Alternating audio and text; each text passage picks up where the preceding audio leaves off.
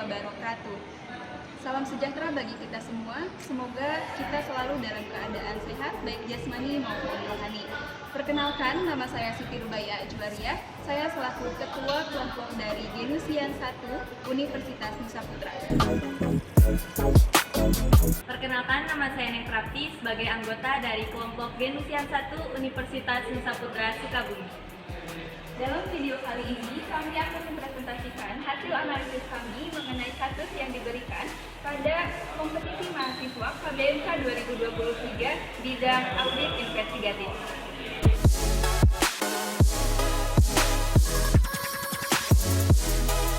Baik, untuk yang pertama yaitu mengenai profil perusahaan, di mana perusahaan ini merupakan perusahaan milik pemerintah provinsi Pemprov ABC yang bergerak di sektor pelayanan perusahaan armada daerah. Kemudian gambaran kasus dari kasus ini yaitu pada awal bulan April tahun XXX dilaporkan oleh Ketua Badan Pengawas dari perusahaan BUMD bahwa dalam laporan tersebut membeberkan sejumlah fakta penyimpangan yang berdampak pada kerugian negara saat dipimpin oleh Mr. B sebagai Direktur Umum BUMD tersebut. Kemudian beberapa fakta diantaranya yaitu tunggakan biaya docking kepada Dok Perkapalan W. Kemudian selain itu juga seperti tunggakan biaya terdapat pungli atau pungutan liar yang dilakukan oleh adik kandung dari Direktur Utama bernama Mr. C, di mana Mr. C ini merupakan pengawas kapal-kapal feri dari perusahaan tersebut. Dan selain kedua tersebut, temuan lainnya adalah diduga ada kebocoran pendapatan pembayaran, di mana temuan ini didapat dari pembayaran KMPA dan KMPB tahun XXX1X dan tahun XXX2X. Kemudian mengenai dasar hukum dari kasus ini, yang pertama ada Undang-Undang Nomor 31 Tahun 1999 tentang Pemberantasan Tindak Pidana Korupsi. Selanjutnya ada Peraturan Menteri Keuangan Nomor 14/PMK.05/2017 tentang tata cara pengelolaan keuangan badan usaha milik negara atau BUMN yang mengatur mengenai pengelolaan keuangan BUMN yang harus transparan dan akuntabel serta harus dilakukan secara efisien dan efektif.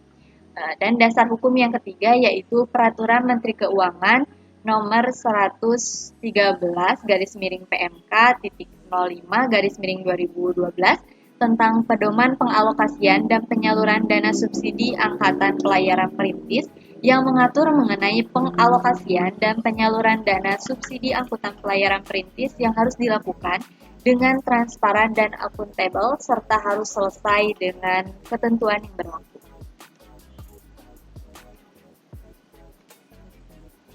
Selanjutnya ada indikasi ketidakwajaran dari kasus ini. Ketidakwajaran dari kasus ini terindikasi adanya sejumlah fakta penyimpangan yang tentunya berdampak pada kerugian negara, yang dimana kejadian ini terjadi saat dipimpin oleh Mr. B sebagai Direktur Utama BUMD. Baik, untuk selanjutnya yaitu mengenai letak kecurangan. Di mana letak kecurangan ini terdapat 3. Yang pertama yaitu tunggakan biaya docking, di mana tunggakan biaya docking ini dirincikan sebesar Rp1.285.613.300 per Juli tahun XXXX. Kemudian temuan ini diperoleh dari pembayaran docking kepada KMP.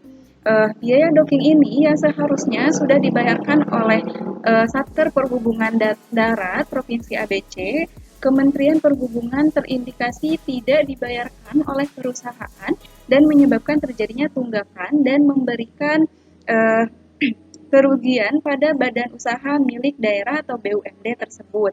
Kemudian atas tunggakan biaya docking ini yang harus bertanggung jawab yaitu sebagai direktur yaitu Mr. B sebagai Direktur Utama.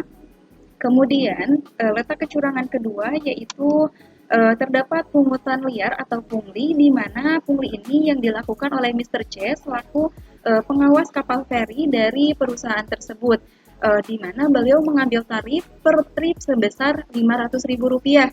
Jika dalam satu hari terdapat 6 trip, maka keuntungan yang diperoleh oleh Mr. C sebesar 3 juta per hari atau sebesar 90 juta rupiah per bulan.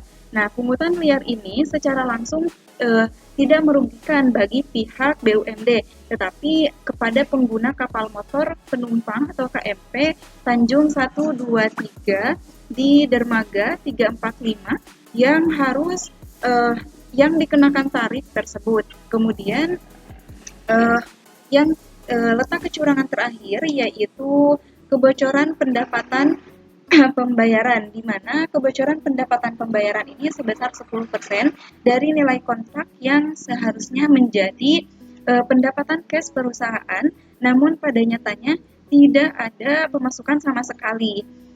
Sehingga hal ini menyebabkan perusahaan BUMD tersebut kehilangan pendapatan sebesar 10% dari nilai kontrak karena kesalahan keuangan atau administrasi yang terjadi.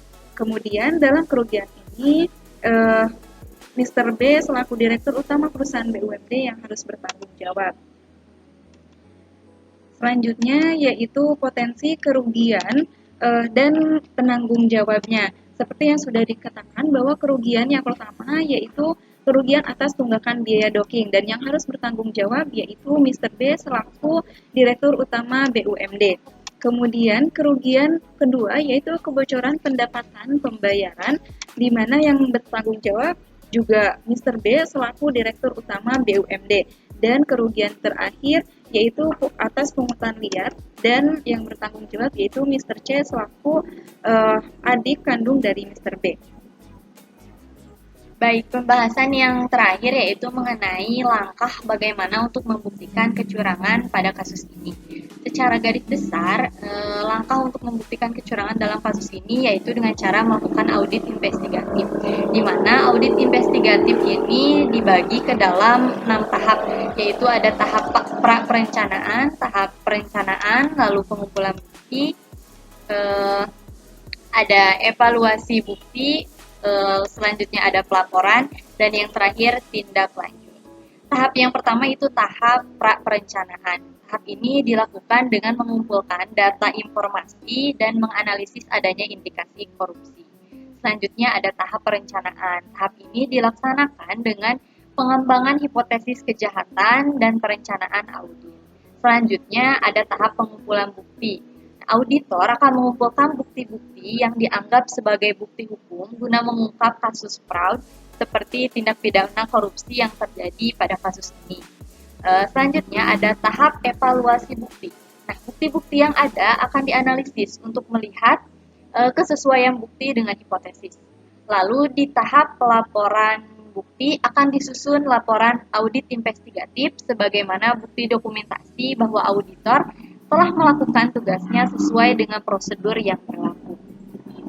Dalam tahap yang terakhir yaitu tahap tindak lanjut, yakni akan dipastikan apakah hasil temuan audit investigatif tersebut telah ditindaklanjuti oleh pihak yang bertanggung jawab dalam kasus tersebut.